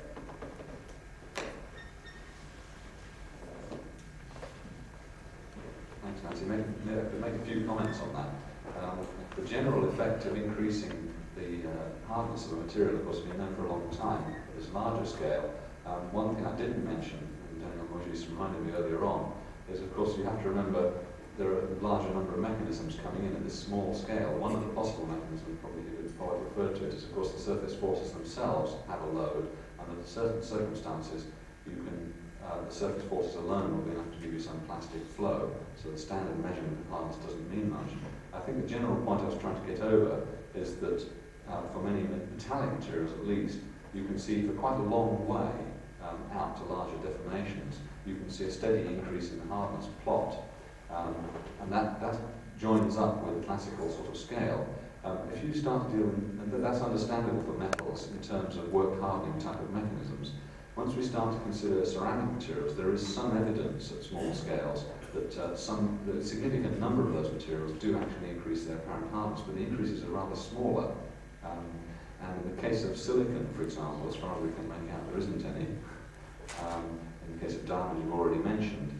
In the case of alumina, also the effects are very weak. And I think we can understand that in a hand-waving way, because the dislocation work hardening mechanisms were never so important in the first place for those materials, and indeed some of them, when you make large-scale indentations, are not plastically flowing at all. So it seems to be a matter of the different mechanisms that are coming into the deformation process, and there's quite a few involved. Peter Blau of Ridge National Laboratory. I'd like to make two comments. One on the current question about this increase in hardness with decrease in loader penetration depth. And if you just make the simple calculation of the volume displaced versus the surface area of various types of indentation geometries, you'll find out that the surface area becomes quite large as you go to lower and lower penetration depth. So it's likely that the hardness numbers are going to be, as you suggest, influenced by surface properties. The second comment relates to this issue about, you showed some experiments where you did scratches on surfaces. And your colleague and I, Warren Oliver and I, have been working on a technique by which we do a series of parallel scratches across an area of the sample and then map out both the indentation depth at constant load and also the drag force on the stylus. So we can do scratch hardness maps of areas of the surface and get some information about microabrasion. So we've seen cases in this session where you can see friction maps of surface areas. We can also produce scratch hardness maps of areas and perhaps also abrasion resistance maps of areas. So a lot of these techniques are converging on a family of area mapping techniques.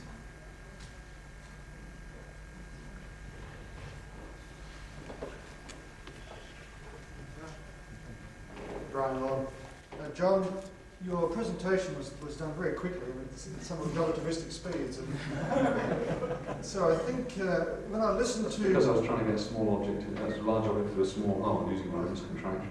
But if I listen to your presentation, I might get the impression that a lot of the ideas that you presented, and in particular the ideas that you exceed the theoretical strength of the material to produce deformation and fracture, come out of the nano indentation field. And they don't, or there was at least a precedent for that. I think as far as the idea that the deformation or the fracture event can be discrete was put forward way back in the early 70s by people like Hennig and Humble when they indented diamond using microscale, not nanoscale indentations. Also by Rowcliffe and Hockey, and even earlier than that. And as to the idea of transformations taking place under the indenter, David Tabor had a little paper, I think way back in the 60s again, I think it was in Nature, predicting that. And some Russian workers did electron microscopy, and later Hockey and Clark did some beautiful electron microscopy, all at the microscale rather than the nanoscale. And I don't want to detract from what you've said. I think the nano indenter is going to reveal far more information than we ever get at the microscale. But I do think it's only fair that we should put this in proper historical context. Thank you, that's quite correct. Basic point is, of course, that I had precisely 1 hour to cover a lot of things, and this is going to be a tutorial rather than a relation of who did what. I quite take your point. And in fact, I think I should summarise the whole thing by saying I wouldn't put anywhere in this work but hand me the guidance of my supervisor sitting right here, who raised these very subjects at various stages during my learning about this business.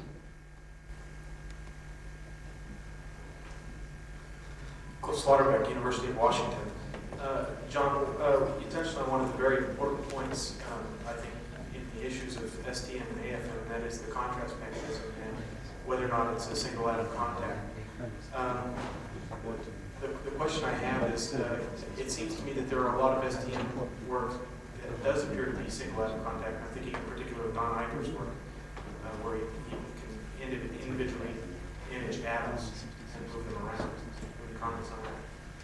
Yeah, I entirely agree. In fact, most of the STM work is on that scale. All I tried to do was to point out that there are certain characteristic features of images which indicate you might have to be careful, including periodicity. By all means, if you have a real space structure, then you have any imaging as you describe. I don't think there's any difficulty about discriminating. We just need to be careful about what we're seeing. Richard probably wants to comment on that. I'll pass on that one, but I have a question for you. It deals with your simulations. We heard a lot yesterday about simulations, and I know in the past you were using Leonard Jones, but I think in your new simulation that's changed, and I didn't hear at all what potential you're using other than the fact that it had some long-range tail, and I'd be curious about the nature of that and what improvements you saw, what effect that had on the potential you're using. Okay, to put it in a nutshell, we took a modified or a thing very similar to the Finnis-Sinclair potential, which is, as John Ferrante mentioned, related to Finnis-Sinclair potential. He mentioned it at the beginning of his talk, comparing with the embedded atom. If you arrange for the attractive part of that potential to have reasonable terms, you can show that it reduces to van der Waals. It's obvious in the case of just the pair term, it's less obvious in the cluster term, but it means you don't have to do arbitrary cutoffs. But I think these are technicalities relating to simulation which are probably better addressed. Tabor, I'd just like to take up a point which I thought I caught from Dr. Vaughan. We found that when we made hardness indentations in materials like germanium and I think silicon, the contact pressure, corresponding contact pressure at which you get transition to the metallic state, and well, we don't know if that's what happened because we made no electrical measurements, but I wonder whether people doing simulation studies would actually detect that the material around the indenter is no longer an insulator, it's now got metallic properties. And we had the thought that in fact the material was behaving ductile in a ductile manner because in fact it was becoming, as it were, more metallic and less brittle. Yes, that's a very good point. I think perhaps there's two aspects to it. One is how might you actually detect that in an experiment. This is again related to what Roland was saying. Many of these phenomena have been observed, and one of the difficulties over the years has actually been producing quantitative numbers to actually evaluate what that stress was.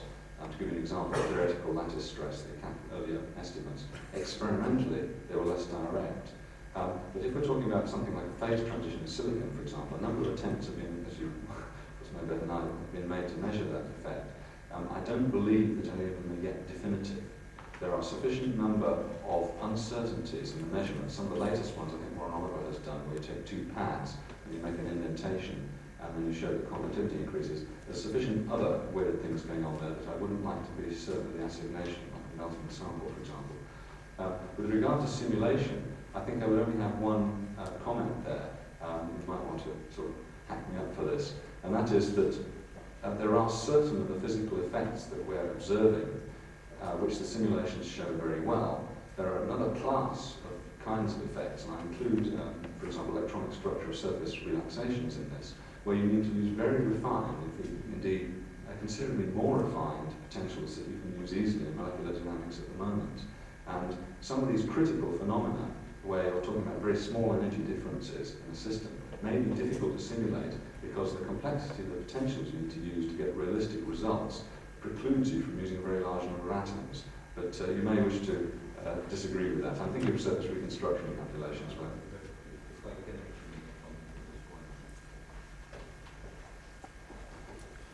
David, it will take beyond the. It's a different mode of studies that is needed for seeing metallization. Namely, it's not to be looked necessarily in the mechanical properties, but in the electronic properties. And it's outside the realm totally of the question of potentials. It's really the realm of electronic structure and the formation of a large density of state at the Fermi level. And so the state of the art of calculating electronic structure of solids is such that it can, with great effort, accommodate very, very localized defects. Because of technical reasons, strain fields and deformed situations like the ones that we're talking about here will require unit cells that have a huge number of atoms, and this will put it totally outside the realm of possibility at this point to do electronic structure, accurate electronic structure. However, there's some semi-empirical methods in the electronic structure problem itself, which is basically solving the Schrödinger equation for many electron systems, that could shed some light on it. But I don't think that with the methods that we have been discussing in this meeting, there are other meetings devoted to this particular question, but in this meeting I think that none of the methods that was presented by everybody around here is appropriate to ask the question of mentalization as a physical phenomenon.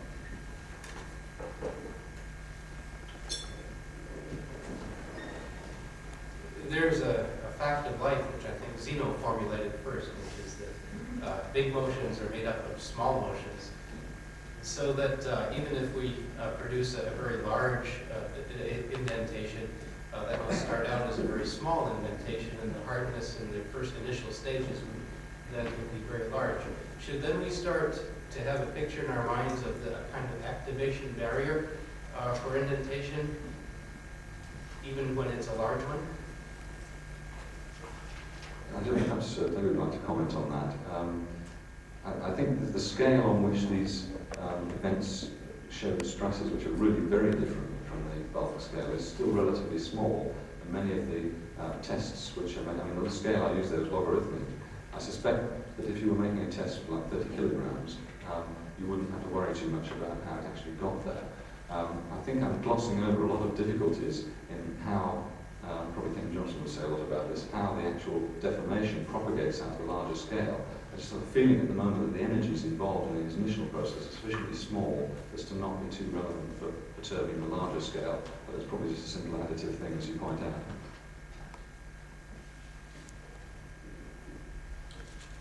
You suggested that experimental, theoretical and computational physics would scale up from the atomic scale to what engineers would perhaps laughingly call the real scale.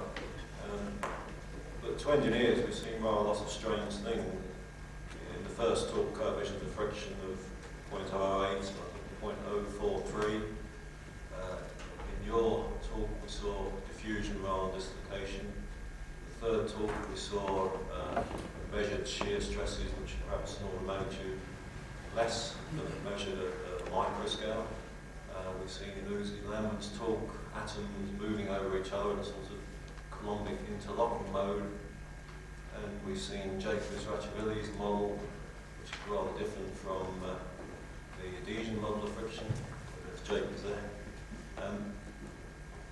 So the predictions and behaviour look very different to what we see, if you like, on the micro scale and the larger scale. So I suppose really the question is rather open, but do you really see that these sort of experiments and theories and models are of any real value at these larger scales, or are they esoteric exercises? There's probably a great many people who would like to answer that, since I'm happily standing next to a microphone, perhaps. Summarise it. It's slightly the reverse of the statement you were making. Little fleas have lesser fleas and so forth. It's just a tendency of the process of analysis to believe that you can analyse a larger object in terms of its components. I would agree with your point that the actual data you see at the small scale may produce different numbers. We have to explain things like Tom Childs described. Why does it always get a friction coefficient of 0.2 or so anyway? But I think it's fair to say that we can at least justify some of the assertions that are made at the various steps. The gap between the atomic scale and the larger scale is considerable, and as you pointed out, you have to make the transition to dislocation, motion, and so forth. And it's a matter of assigning the correct mechanism to the scale at which you happen to be working.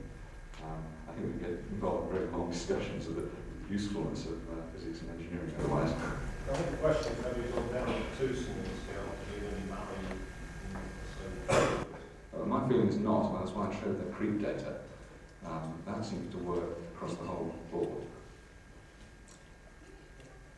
John, in your experiment on creep, how can you make sure that the surface is free of oxide film? Thanks for that question. I was just going to say, we have in fact got some older data which was done in UHV, which also shows creep. What I don't know is whether that older data shows it's the same strain rate indices. The experiments I showed you are exposed to two risks, not just the oxide layer at the surface, which I think is probably less important because it's a bulk process, But more critically, the fact that we don't know for certain that our stiffness measurements aren't incorporating the effect from capillary type actions at the edges. So I glossed over that one, in fact, in the interests of not confusing the issue. Nevertheless, I think the data we do have indicates that the creep process is somehow diffusion related, and the numbers don't seem to be 2 bazillion miles away from the kinds of things we've seen in bulk. I really wouldn't like to say any more than that, and it's just a hope of trying to make a link across this gap that you just mentioned. Could I go back to the indentation with a very naive question? Am I understanding correctly that the increase in hardness as the indent becomes smaller and smaller is due to the fact that the dislocations are more and more looped and therefore carry a higher energy, and then ultimately to their disappearance altogether? Or are there other effects? It's my belief, and there's probably as many beliefs as there are people in this room, that there are two separate things involved. When we get to the very small scale, we have, as you point out, the question of the usefulness of dislocations as a means of causing the material to flow. My feeling is that the work hardening and stretching of the longer range is something which doesn't so much involve that as the fact that you have triaxial flow occurring in a small volume, and as a result, you must have dislocation crossing each other, and you don't get sufficiently large zones to get things like slip bands. Essentially what we're talking about, a deformation process where you can't generate a distinct slip band because it's just too small. And we're in that region, as you saw from the TDM picture in aluminium, where there's just loads and loads of things all linked up. And the first thing they do is, of course, they cause jogs and kinks and all those other things which are well known to pin what little motion they do have when they're already short.